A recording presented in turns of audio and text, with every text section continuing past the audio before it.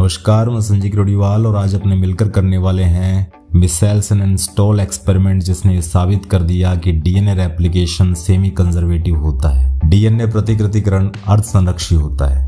इसके क्या मायने निकलते हैं? जब डीएनए से डीएनए की नई कॉपी बनती है तो उसमें एक स्ट्रैंड, एक लड़ी पुराने डीएनए से आती है।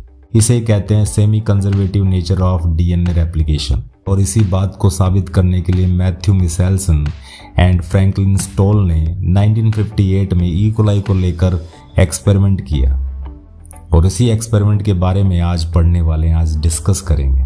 तो चलिए स्टार्ट करते हैं। मिशेल्सन और स्टॉल ने ई कोलाई की कुछ जनरेशन्स को लंबे टाइम तक NH4Cl अमोनियम क्लोराइड के सॉल्यूशन में कल्चर मीडियम पर ग्रो करवाया, कई जनरेशन्स तक। अब अमोनियम क्लोराइड में जो नाइट्रोजन है वो N15 वाली ली उन्होंने। नाइट्रोजन के दो आइसोटोप होते हैं, N14, N15। N14 वाला नॉर्मल होता है जो लाइट है और थोड़ा सा भारी है N15 वाला, क्योंकि नंबर हैवी है उसका। तो N15 वाले नाइट्रोजन को काम में लेकर अमोनियम क्लोराइड सॉल्यूशन तैयार किया और इस अमोनियम क्लोराइड के कल्चर मीडियम पर ई कोलाई की कई जनरेशन्स को ग्रो करवाया। यहाँ पर ध्यान देने वाली बात यह है कि जब ई कोलाई अमोनियम क्लोराइड को खाएगा तो उसके अंदर जाएगा N15 और उस N15 से बनेगा नाइट्रोजनस बेस और नाइट्रोजनस बेस से बनेगा डीएनए। ठीक है, तो काफ़ी अरसे तक ई कोलाई को N15 वाला अमोनियम क्लोराइड खिलाया और खिलाने के बाद उसके डीएनए को निकाला और एक मशीन का नाम आता है सेंट्रीफ्यूज मशीन।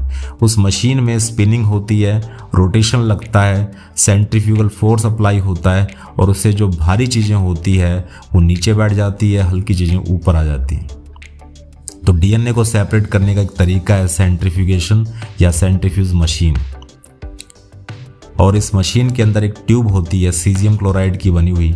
उसी सीजियम क्लोराइड की बीड में, उसी सीजियम क्लोराइड की ट्यूब में अपने को डीएनए सेपरेट करना होता है। तो इस तरीके से जब ई कोलाई के डीएनए को सेंट्रीफ्यूज किया गया तो वो सीजियम क्लोराइड की ट्यूब में, बीड में नीचे बैठ गया। नेक्स्ट स्टेप में उसने क्या काम किया? ई कोलाई को N15 वाले अमोनियम क्लोराइड से उठाया और N14 वाले अमोनियम क्लोराइड में डाल दिया। कल्चर मीडियम वही रखा अमोनियम क्लोराइड वाला, बस अमोनियम क्लोराइड में जो नाइट्रोजन है वो इस बार उसने नॉर्मल वाली ले ली, हल्की वाली ले ली, N14 वाली ले ली। और उसके बाद दोबारा से ई कोलाई का जब सैंपल लिया गया, उसके डीएनए को निकाला गया, तो इस बार जो डीएनए मिला वो उस सेंट्रीफ्यूगल ट्यूब में, उस सीजियम क्लोराइड के बीड में सेंटर में जाकर एक्यूमुलेट हुआ, सेंटर में जाकर एक्सट्रैक्ट हुआ। फिर 40 मिनट बाद का टाइम दे रखा है, आपकी बुक में डायग्राम बना रखा है 20+20। ये 20+20 या 20 मिनट का क्या हिसाब किताब है? क्योंकि ई कोलाई की हर सेल अपने आप को डबल कर लेती है 20 मिनट में, उसमें हर 20 मिनट बाद में रेप्लिकेशन होता है।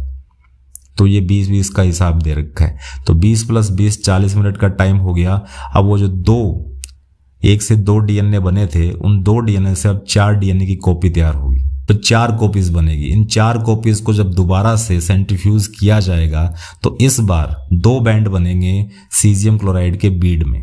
उस ट्यूब के अंदर 2 बैंड मिलेंगे, एक लाइट वाला और एक हाइब्रिड वाला। तो उसमें 2 बीड बनते हैं। आइए अब इसको समझते हैं, ऐसा क्यों हुआ और इसके क्या कंक्लूजन निकलते हैं। सबसे पहले केस की बात कर लेते हैं। इसमें जो डीएनए बना रखा है उसमें दोनों स्ट्रैंड्स N15 के बने हुए हैं, क्योंकि ई कोलाई ने नाश्ते में N15 खाया था। तो दोनों स्ट्रैंड्स जो डीएनए के बनेंगे वो N15 के ही बनेंगे, जिसको रेड कलर से दिखाया गया है। और जब इसको सेंट्रीफ्यूज करते हैं, एक्सट्रैक्ट करते हैं, तो हैवी होने के कारण, N15 हैवी है, इस वजह से डीएनए है वो बॉटम डाउन हो जाता है ये सीजियम क्लोराइड के बीड में। अगले स्टेप में उन्होंने क्या काम किया? अब ई कोलाई को उन्होंने N14 दिया, उसने N14 को खाया और जब डीएनए का रेप्लिकेशन हुआ, पुराने डीएनए से जब नया डीएनए बना, तो एक डीएनए से 2 कॉपीज बनी है। पुराने एक डीएनए से 2 नई कॉपीज बन गई है डीएनए की। इन दोनों कॉपीज को ध्यान से देखोगे तो एक तो इसमें रेड स्ट्रैंड बना रखा है दोनों में, और एक स्ट्रैंड है वो ग्रीन कलर से शो कर रखा है, जो कि नया स्ट्रैंड है, N14 वाला स्ट्रैंड है, क्योंकि उसने नाश्ते में इस बार N14 को खाया है। और साथ ही साथ N15 का भी एक स्ट्रैंड आया पुराने वाले डीएनए से। इस वजह से एक हाइब्रिड डीएनए तैयार हुआ है। जब इसको सेंट्रीफ्यूज करते हैं तो ये सेंटर में आता है, थोड़ा हल्का N15 से, इस वजह से ये थोड़ा सा इस सीजियम क्लोराइड की बीड में ऊपर बनता है, ऊपर एक्सट्रैक्ट होता है, ये दिखा रखा है सेंटर में।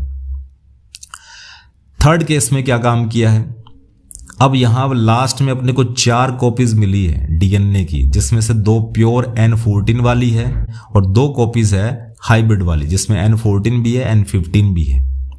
तो जो हाइब्रिड वाला है वो तो वहीं सेंटर में बनेगा, और जो लाइट वाला है N14 वाला, जिसमें प्योर दोनों स्ट्रैंड्स N14 वाले हैं, वो बनेगा ऊपर, क्योंकि वो सबसे लाइट है। जो डीएनए सबसे पहले था वो सबसे हैवी था, उसमें दोनों स्ट्रैंड्स N15 वाले थे। उसके बाद N14 N15 वाला एक हाइब्रिड डीएनए बना, जो कि सेंटर में जाकर एक्यूमुलेट हुआ है। और अब जो डीएनए बना है प्योर डीएनए N14 वाला, वो सबसे हल्का है, इस वजह से सबसे ऊपर एक्सट्रैक्ट होता है। तो मिशेल्सन एंड स्टोल के इस एक्सपेरिमेंट से अपने को यह पता लगता है कि जब नया डीएनए बनता है तो उसमें एक स्ट्रैंड पुराने वाले डीएनए का भी होता है। इसी को कहते हैं semi conservative nature of DNA replication, DNA प्रतिकृतिकरण की अर्ध संरक्षी प्रवृत्ति। तो उम्मीद करता हूं ये सेशन आपको समझ में आया होगा। कोई क्वेरी हो तो आप पूछ सकते हैं। तब तक के लिए बने रहिए, टिके रहिए एंड इनहेल बायोलॉजी।